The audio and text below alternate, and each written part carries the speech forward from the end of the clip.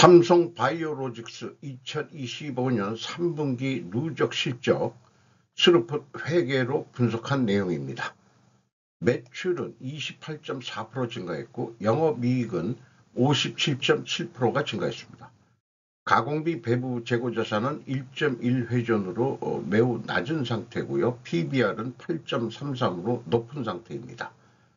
재고자산 매출원가 회계가 불투명이라고 견해를 밝힙니다. 구독, 좋아요도 부탁드립니다. 원가 회계 손익으로서 매출이 3조 2,713억 원을 달성해서 전년 3분기보다 28.4% 증가했고요. 영업이익은 1조 5,402억 원으로 53%가 원가 회계는 영업이익이 난 것으로 결산이 됐습니다. 영업이익은 47.1%로 7.6% 상승했습니다.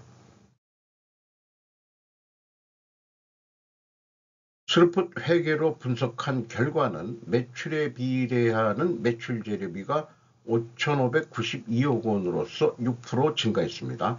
매출 증가율보다 마이너스 22.4%이기 때문에 여기서 우리는 원재료 가격이 하락했다라고 추론할 수도 있고 또한 수주 판매 단가가 올라갔다라고도 추론해 볼 수 있겠습니다.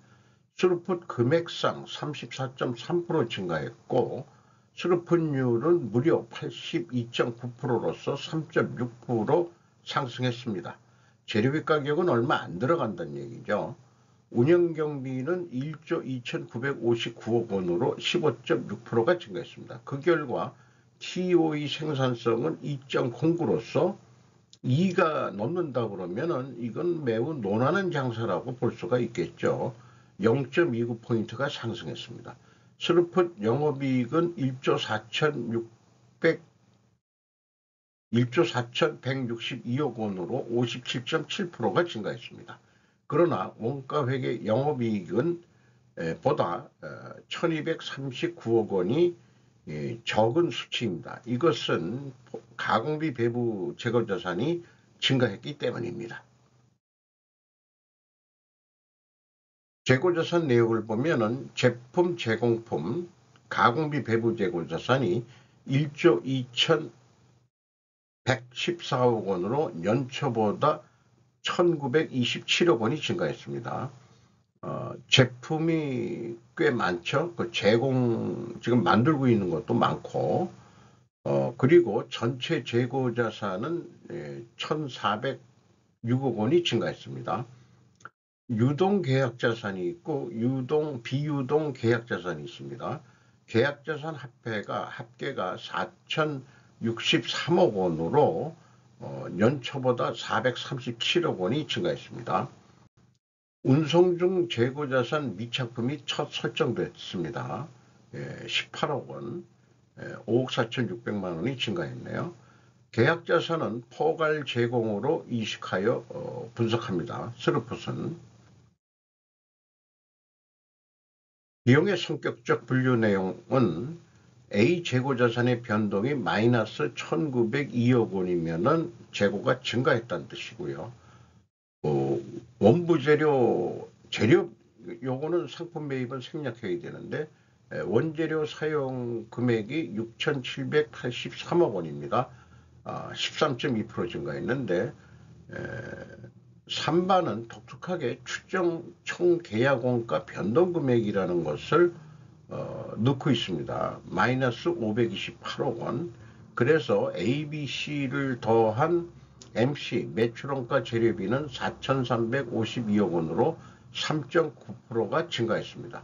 운영경비는 15.6% 증가했고요. 운영경비 1조 2,959억 원에서 판매관리비 3,048억 원을 뺀 9,911억 원이 공장 가공비가 되겠습니다.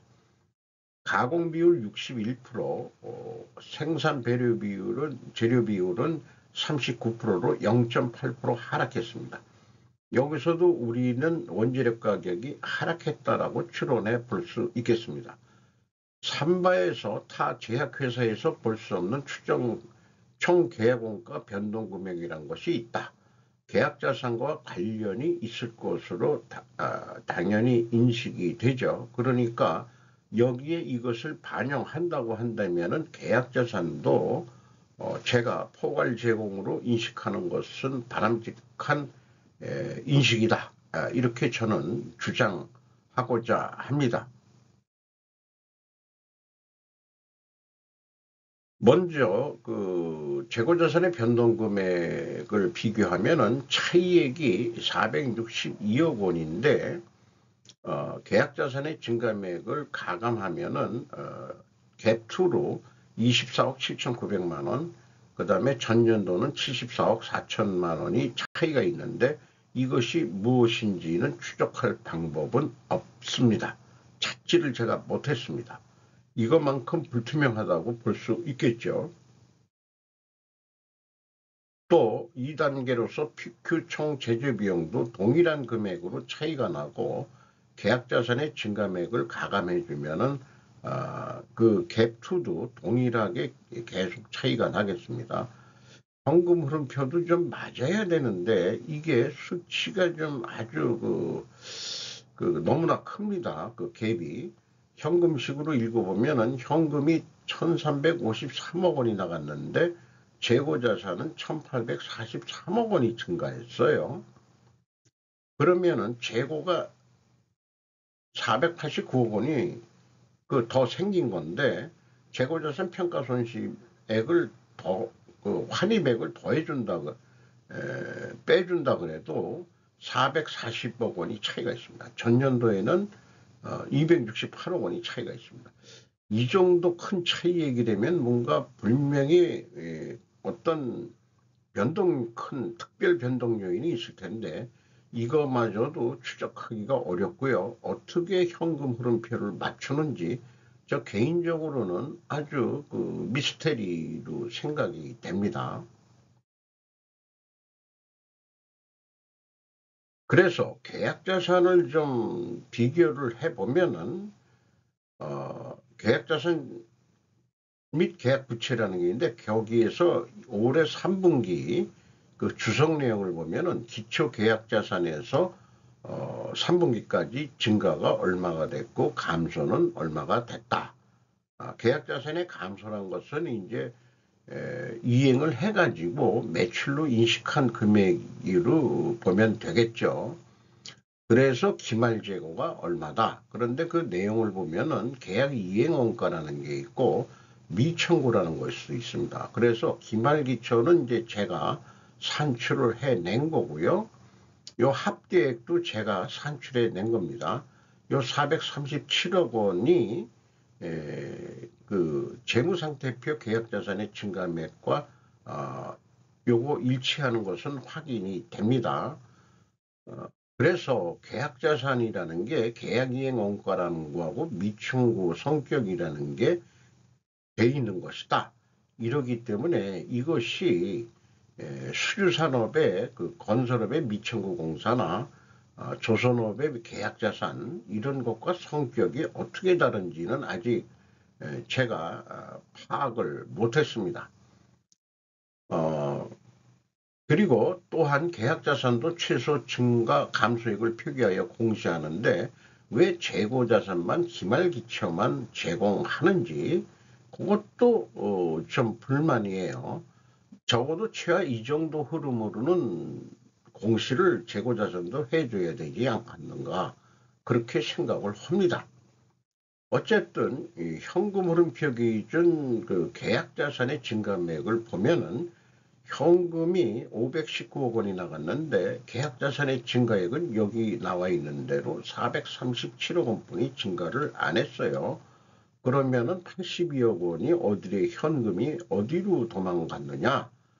그러면 계약자산 손상차손 조정액이 86억 3,700만 원이 있다. 그러면은 이게 맞아떨어져 있는데 그래도 4억 3,700만 원 차이가 있고 전년도는 12억 5,400만 원 차이가 있습니다.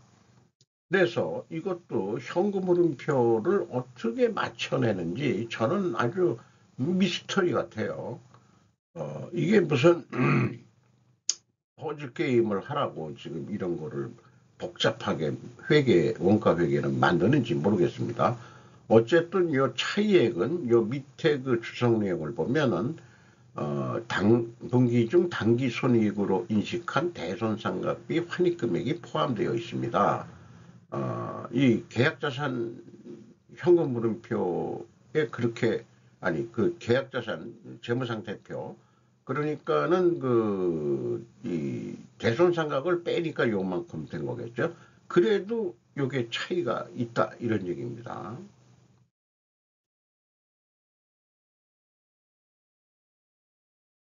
어쨌든 차이가 있지만은 원가 회계하고 스루프트 회계의 영업이익 차이 1239억 원, 1240억 원인데 이것은 PQ 매출원가 재료비와 매출 재료비, 스루풋의 매출 재료비 차이액과 동일한 금액이고 이것은 가공비 배부 재고 자산이 2038억 원이 증가했는데 가공비율을 곱하면은 1239억 5,700만 원이 검증이 되겠습니다.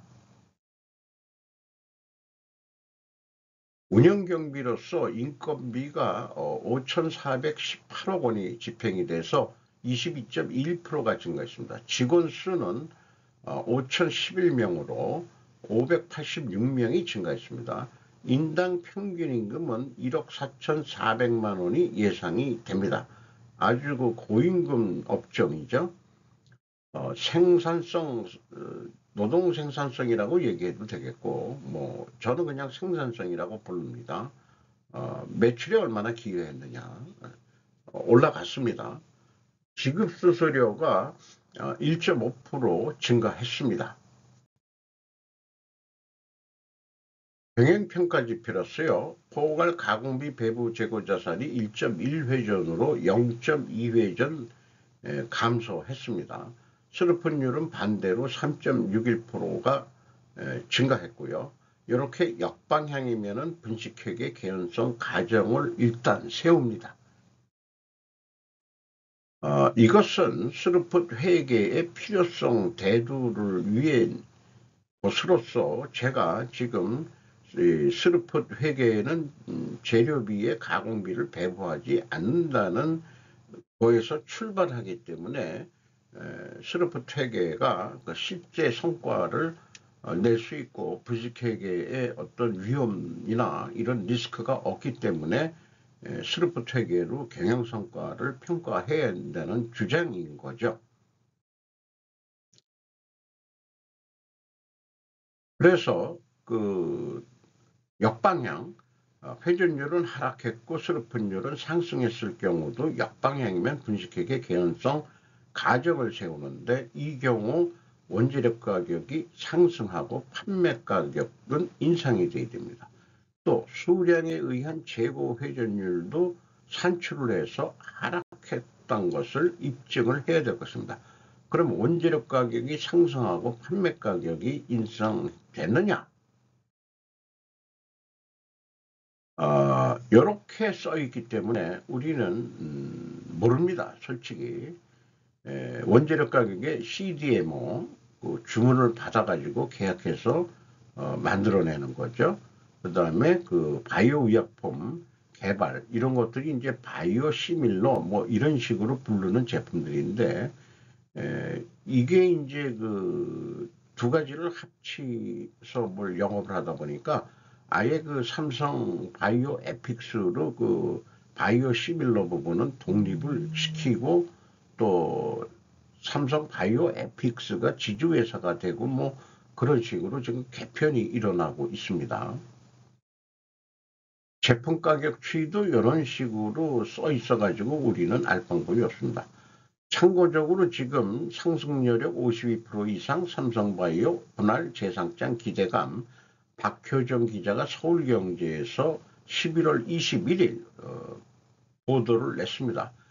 약가이나 관세 리스크 해결 분위기가 있고 미국과의 일본 수주가 증가해가지고 시총 86.4조 원 갈 것이다. 무슨 애널리스트의 견해를 인용해서 이렇게 보도를 했는데 이건 산출해 보면은 나옵니다.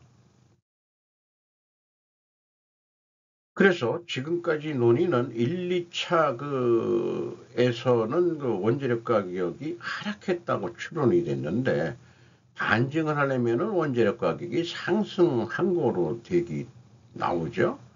그 수주 판매 가격도 상승, 뭔가 가격이 올라갔을 것 같긴 해요. 그런데 수치로는 비공개되니까 제가 반증을, 투명성을 입증해주고 싶어도 이런 사양하는 업종들이 꽤 있습니다. 반증은 불가하고 반대로 투명성 입증도 해줄 방법이 없는 거지요. 그러나 앞서서 1단계에서 3단계까지의 재고자산의 증감액 그 투명성을 검증을 해보면은 오차가 있기 때문에 불투명하다고는 분명히 말씀드릴 수 있겠습니다. 요것은 그 매출 예측을 할 때 스루프텍에는 단 2가지 변수만 활용을 한다. 이런 얘기고요. 원가 회계는 최하 4개, 여기 3가지가 있습니다. 생산재료비, 가공비, 판관비 이렇게 돼 있는데 이 스루펫은 그 매출재료비 토탈 베리어블 코스트라고 해서 그 순수 변동비라고 얘기할 수도 있겠고요. 운영경비하고 디커플링해서도 산출해 낼 수 있는데 원가 회계는 이거를 다 카플링 해가지고 거기다가 나중에 매출원가 산출을 하기 위한 재고도 반영을 해야 예측을 해낼 수 있는 복잡한 과정을 겪어야 됩니다. 그래서 이 슬퍼 회계로도 예측을 해야 된다. 이런 것을 좀 주장하고자 하는 거죠. 그래서 3분기 실적을 운영경비 기준으로 했을 때 1 더하기 25% 산식이면은 실적이 1조 2,958억 원이었는데 1조 6,919억 원이 될 때 요거를 현재의 스루펀율로 나누면은 4조 원가량 할 것이다. 이런 얘기고요.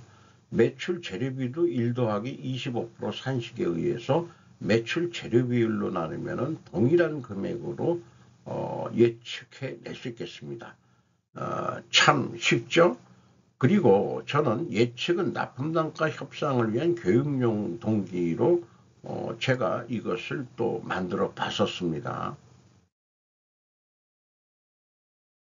실제 실행을 하게 되면은 계약이 4조 원까지 확정이 됐다. 그러면은 영업이익은 1조 6,811억 원인데 그 경우에 지금 연간 재고 회전율은 1.5회전이 예상이 됩니다. 저도 말고 0.1회전만 올려보자 10%.